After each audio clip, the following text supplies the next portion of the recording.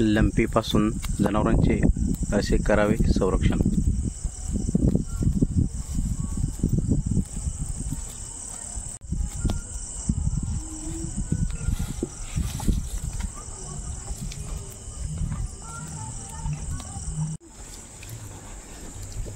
चार्जिंगची bat जनावरांच्या भोवताली फिरवून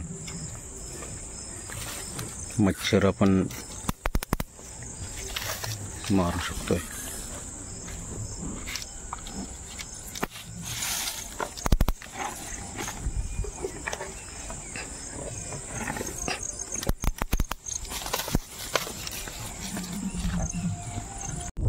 कडुनिंबाची पाले, जालिंदर, फुलं आणि वाळलं हे सगळं मिळून असा बारीक धूर करायचा, जनावरांना त्याचा त्रास होणार नाही।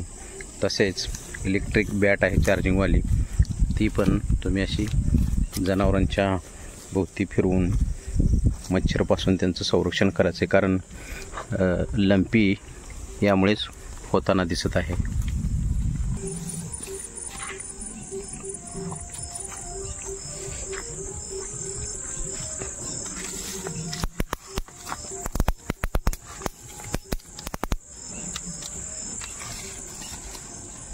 लंपीपासून जनावरांचे असे करावे संरक्षण।